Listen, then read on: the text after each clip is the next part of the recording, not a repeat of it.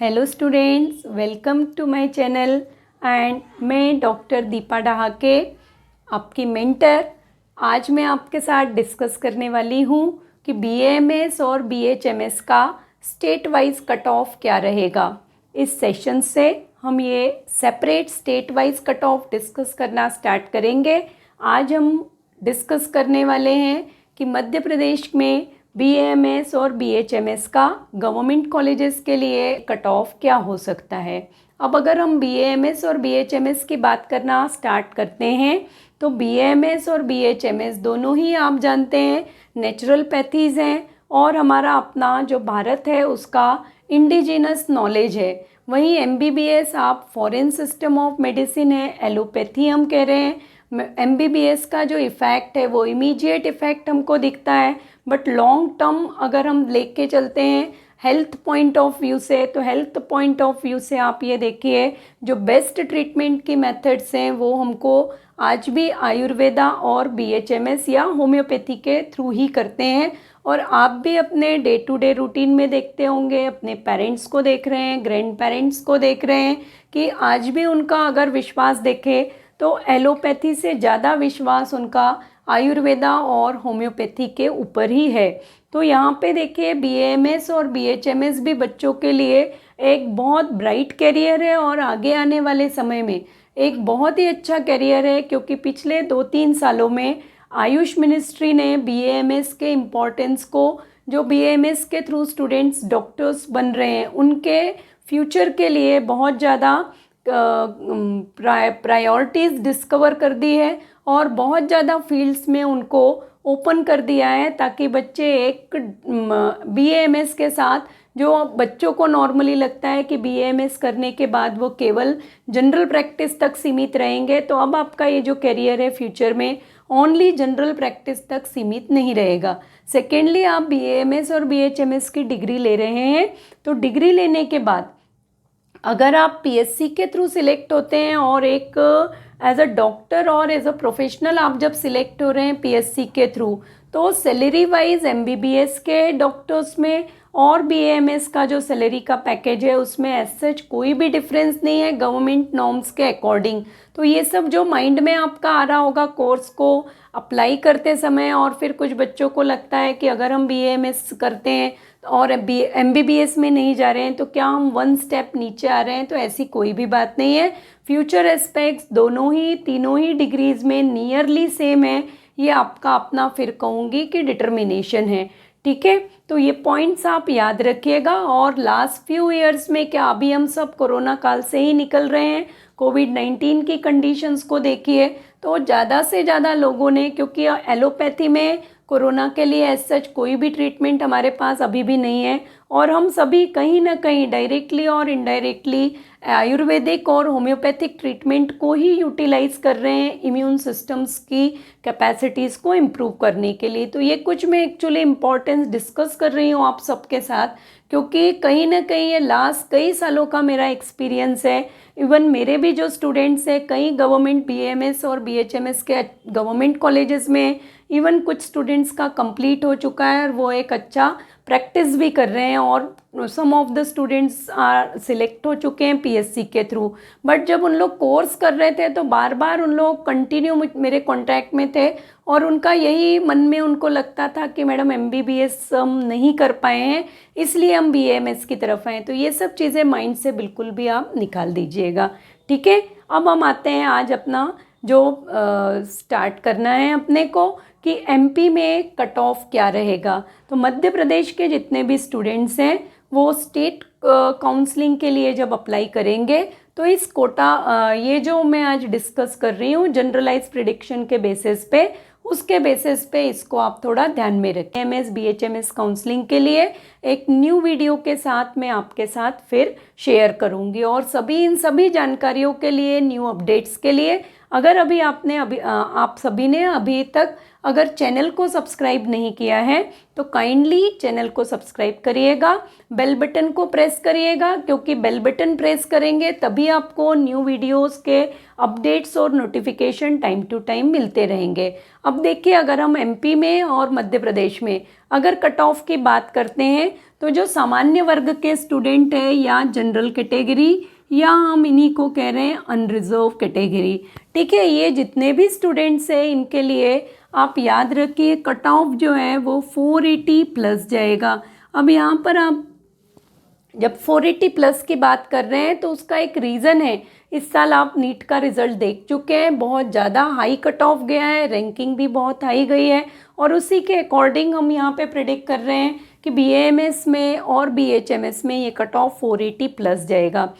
Secondly, जब हम category की तरफ अब आ रहे हैं तो मेनली मैं उन सभी स्टूडेंट्स को कहूँगी कि जो डिफरेंट कैटेगरीज को बिलोंग कर रहे हैं, जनरल की बात मैं नहीं कर रही हूँ, कैटेगरीज के स्टूडेंट्स की बात कर रही हूँ। तो जो स्टूडेंट्स कैटेगरीज में, जैसे आप ओबीसी को बिलोंग कर रहे हैं, एससी को बिलोंग कर रहे हैं या एसटी को, कुछ भी हो सकती है आपकी कैटेगरी, तो आप एक बार अपना फॉर्म चेक कर लीजिएगा कि आपने फॉर्म फिल करते समय कैटेगरी प्रॉपर फिल की है या नहीं। क्योंकि लास्ट ईयर कुछ स्टूडेंट्स के साथ ये हुआ था कि उन्होंने वो ओबीसी कैटेगरीज में थे बट फॉर्म फिल करते समय उन्होंने जनरल की कैटेगरी में टिक किया हुआ था और जब काउंसलिंग में अप्लाई किया तो काउंसलिंग के समय उन्होंने ओबीसी की कैटेगरी में ही अप्लाई किया और वहाँ जाके उनका जो काउंसलिंग के प्रोसीजर में अच्छे मार्क्स होने के बाद भी एक सिली मिस्टेक हम कहेंगे कि उस सिली मिस्टेक के कारण उनका पूरा का पूरा ईयर और सबसे बड़ी बात की मेहनत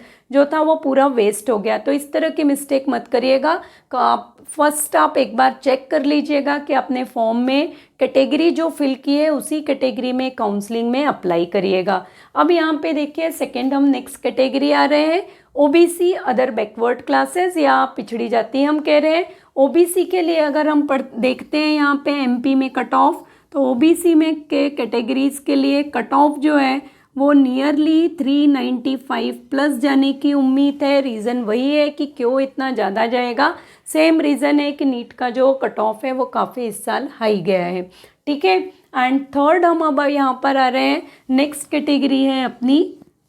एससी कैटेगरी। तो एससी कैटेगरी के स्टूडेंट्स के लिए कट ऑफ क्या रहेगा। अगेन कट ऑफ के पहले मैं कहूँगी कि ये जो डिस्कस करूँगी इसके पहले कि काउंसलिंग के समय आपको कुछ स्पेसिफिक डॉक्यूमेंट्स रिक्वायर्ड होते हैं। वो डॉक्यूमेंट्स लगभग वही हैं जो आपको ऑल इंडिया, अभी आपने अगर फिल किया है ऑल इंडिया कोटा के लिए एमसीआई की काउंसलिंग में या फिर आप एमसीआई की स्टेट काउंसलिंग में भी फिल करेंगे, तो एमसीआई के जो डॉक्यूमेंट्स हैं वही लगभग सेम डॉक्यूमेंट्स आपको रिक्वायर्ड होंगे आयुष की काउंसलिंग के समय। डॉक्यूमेंट से रिलेटेड एक वीडियो मैं ऑलरेडी अपलोड कर चुकी हूँ, तो जिन स्टूडेंट्स को कहीं डाउट है या जिन्होंने अभी तक वो वीडियो नहीं देखा है तो लिंक आपका प्रोवाइडेड है, उस लिंक के थ्रू जाकर आप वो वीडियो एक बार देख लीजिएगा, प्रॉपरली चेक करिएगा और चेक करने के बाद एक फाइल में 2 सेट्स में, फिर कह रही हूँ कि जितने भी आपके डॉक्यूमेंट हैं उनकी 2 सेट्स की फ़ोटोकॉपीज़ करके सब चीज़ें एक साइड में रख दीजिए। टाइम के ऊपर मत रहिए कि अभी तो आयुष की काउंसलिंग स्टार्ट होने के लिए या स्टेट की काउंसलिंग स्टार्ट होने के लिए बहुत टाइम है तो हम कर लेंगे। तो वो जो प्रोकास्टिंग की हैबिट है वो काउंसलिंग में कभी कभी बहुत ज़्यादा हार्म कर जाती है, तो प्रोकास्टिंग को थोड़ा अवॉइड करिएगा। एससी की बात हम कर रहे थे, एससी में आप याद रखिएगा नियरली 320 प्लस जिन बच्चों का होगा उन बच्चों के लिए याद रखिए बीएमएस की सीट और बीएचएमएस की गवर्नमेंट कॉलेजेस की सीट लगभग हम कह सकते हैं कि उनको मिल जाएगी। सेकेंडली एमपी में याद रखिए बहुत अच्छे गवर्नमेंट कॉलेजेस हैं और गवर्नमेंट के साथ साथ कुछ प्राइवेट कॉलेजेस भी हैं जो कि बहुत अच्छे हैं। अगर आप लोगों को गवर्नमेंट एंड प्राइवेट कॉलेजेस की लिस्ट प्लस अगर आप चाह रहे हैं कि कितनी सीट्स वहाँ पे किस कैटेगरी के स्टूडेंट के लिए, उस टाइप से अगर आपको रिक्वायर्ड है तो आप मुझे कमेंट बॉक्स में बता दीजिएगा। आने वाले इसमें सेशंस में मैं एक सेशन आप लोगों के साथ डिस्कस कर लूँगी कि कितने गवर्नमेंट कॉलेजेस हैं और उनमें क्या क्या सीट्स का मैट्रिक्स है। अब हम आते हैं एसटी की तरफ। एसटी का अगर हम देखते हैं तो एसटी कैटेगरी के बच्चों के लिए देखिएगा नियरली 260 250 भी मान के चल सकते हैं, बट लास्ट ईयर तक तो 250 प्लस में ही जाता था, बट इस साल चूँकि कट ऑफ ज़्यादा गया है तो हम 260 प्लस प्रिडिक्ट कर रहे हैं। तो 260 प्लस अगर आपको यहाँ पे है, ये जितने भी कट ऑफ्स मैं डिस्कस कर रही हूँ ये फिर ध्यान दीजिए, ये पूरे के पूरे कट ऑफ हम गवर्नमेंट कॉलेज के लिए डिस्कस कर रहे हैं, क्योंकि प्राइवेट कॉलेज में देखिए फ्रेंकली मैं बात कर रही हूँ कि पहले तो हम ये कंप्लीट करते हैं कि एसटी के लिए गवर्नमेंट कॉलेजेस के लिए कट ऑफ अपना एमपी में कितना जा सकता है, 260 प्लस। बात मैं कर रही थी कि अगर प्राइवेट कॉलेजेस के कट ऑफ की बात करते हैं तो एज सच प्राइवेट कॉलेजेस में देखिएगा, अगर आपने अपने कैटेगरी का नीट का कट ऑफ क्लियर किया हुआ है तो आपको प्राइवेट कॉलेज भी मिल सकता है, कोई भी प्राइवेट कॉलेज, क्योंकि प्राइवेट कॉलेज में एज सच मेरिट बेसिस का रोल कम होता है और ये आप सभी जानते हैं। और जनरली मैं प्राइवेट कॉलेज के बारे में डिस्कस नहीं कर रही हूँ, जितना भी डिस्कस कर रही हूँ वो गवर्नमेंट कॉलेजेस और गवर्नमेंट इंस्टीट्यूट्स के बारे में कर रही हूँ।